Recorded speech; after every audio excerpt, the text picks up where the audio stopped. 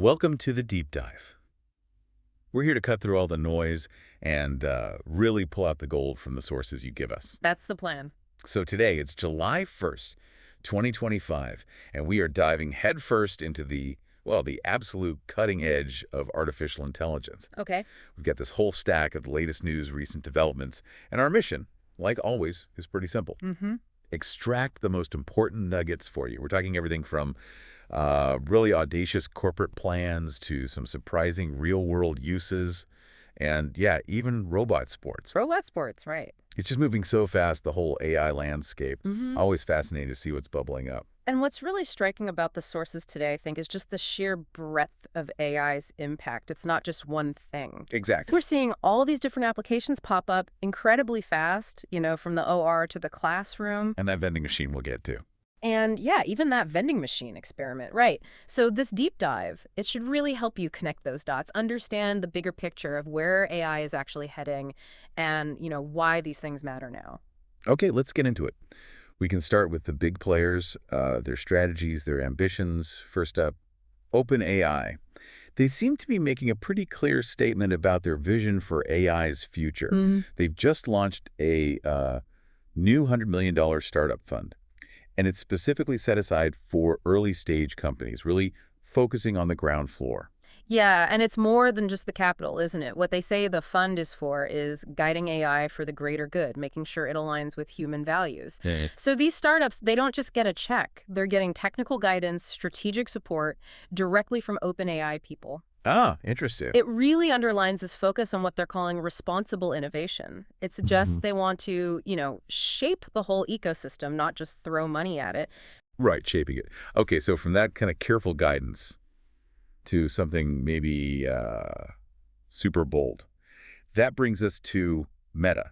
Ah, Meta. They've just launched the Meta Superintelligence Labs, and they put Alexandra Wang, big name, in AI in charge. Wow.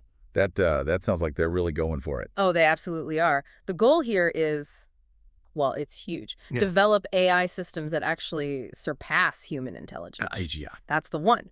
Artificial general intelligence. And what's really significant, I think, is that Meta is pulling all their AI assets, all their work, under this one single incredibly ambitious project. It's like they're throwing down the gauntlet very publicly in this AGI race. Some people will look at that and say, wow, visionary. Others might think it's incredibly risky. High stakes either way. Definitely signals a massive shift in their whole approach to AI. Okay, now let's contrast that. Because IBM seems to be taking a much more measured path, wouldn't you say? In a very different philosophy, yeah. Yeah. Their CIO, Matt Lightson, he talks about their strategy as one of cautious optimism.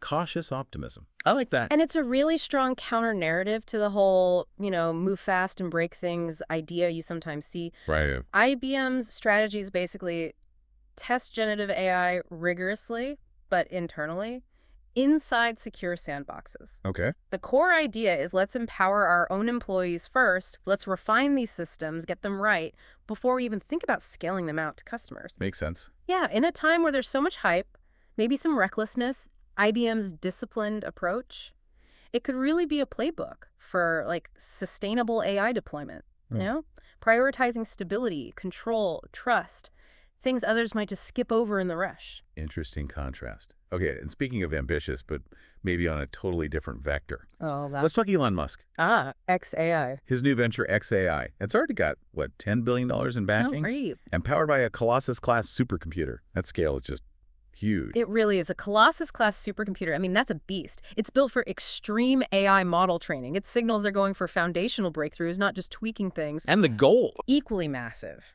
To answer, in a quote, fundamental questions about the universe. Wow. Okay. Beyond that, the plan is for xAI to integrate across Musk's other companies. Tesla, SpaceX. Right. But look, anything this big, this centralized under one person, it's naturally drawing a lot of attention, a lot of scrutiny. Understandable. Yeah, questions about transparency, safety, the implications of having such a huge AI footprint controlled like that. It's something people are watching very closely. Definitely one to watch. Okay, so we've seen the kind of strategic battlefield. Now let's shift gears. Let's look at AI actually in action, transforming industries, maybe even our daily lives. Okay. And one area where the impact is just incredibly profound is medicine, specifically neurosurgery. Right. High stakes. Exactly. The July edition of Neurosurgical Focus, it's a major journal, has this spotlight on AI's role in the operating room. There are, get this, 17 peer-reviewed papers on it. 17, wow. That shows you the momentum. And this is a really profound development. AI is fundamentally starting to reshape the entire surgical ecosystem. How so? Well, these papers, they detail how AI is being used to, say, streamline the surgical workflow, enhance precision, provide better decision support during complex procedures, Yeah. all leading to, hopefully, better patient outcomes. That's the critical part. Absolutely. But the papers also highlight the challenges they're still grappling with. Things like, navigating really complex data privacy rules, IT pay, all that, ensuring regulatory compliance. It's a sensitive field. Of course. But it's a huge step forward for patient care, really pushing the limits of what's possible in the OR. Amazing stuff. Okay, another vital area, education. AI is making some pretty big strides there, too. Google, for instance, is upgrading its classroom suite. Yes, with some powerful new AI tools. Specifically, Gemini and NotebookLM, right? That's right. And this, I think, is a really significant leap for AI in edtech, maybe the biggest since adaptive learning first came along. Why is that? Well, Gemini, that's their advanced AI, multimodal, does lots of things. And NotebookLM is like an AI research assistant. It helps synthesize information from stuff you give it. Okay. So for teachers, these tools can act as intelligent aids for lesson planning, makes their job more efficient, frees them up to focus more on actual teaching. And for students? For students, it means really personalized study support, adapting to how they learn. And what's also neat is that the latest Chromebooks are apparently built to handle these tools natively. Seamless integration. Exactly. Makes it easy to use, potentially transforming daily learning. Okay, from the classroom to something a bit more, I don't know, creative, maybe a little chaotic. Uh-oh. Where are we going now? Anthropic, another big AI player. They've got this experiment called Project Claude Vend. Ah, yes, the vending machine.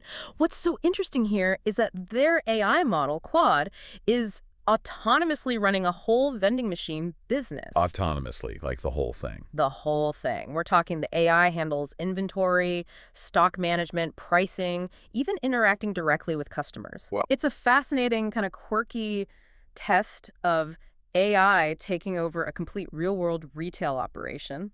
And while it shows potential, the sources mention some, let's say, unexpected surprises. Surprises like?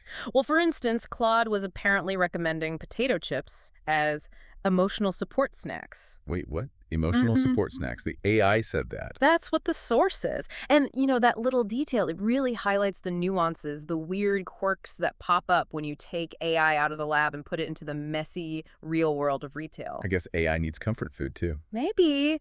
It shows that even with advanced capabilities, you still get these moments of, well, it's delightful or maybe slightly concerning unpredictability. It's not always straightforward. That is hilarious. Yep. Okay, emotional support snacks. That's actually a perfect transition to our final area today.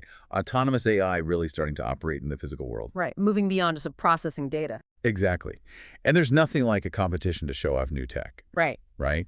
So over Beijing, they just held what's being called the first fully autonomous AI robot football match. Robot football. Okay. Robots from Tsinghua University versus robots from China Agricultural University. Going head-to-head, fully autonomous. Ron, who won? Tsinghua took it 5-3.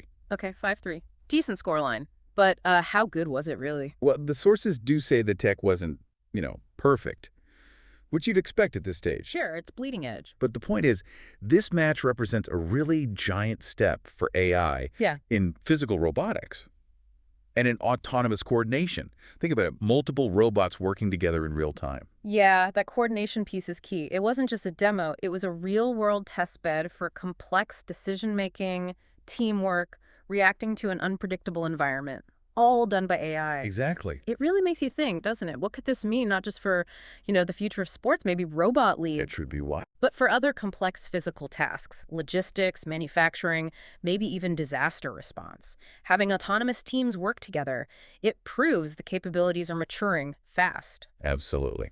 Okay, so there we have it, a pretty wild deep dive into the AI landscape as of July 1st, 2025. It covered a lot of ground. It really did. We went from the philosophical quest for superintelligence down to... That's a great question. A lot to think about, for sure. So for you listening, which story really grabbed you? Which one blew your mind? Or maybe raised your eyebrows the most? Keep exploring this stuff because, wow, the future of AI is definitely unfolding faster than ever.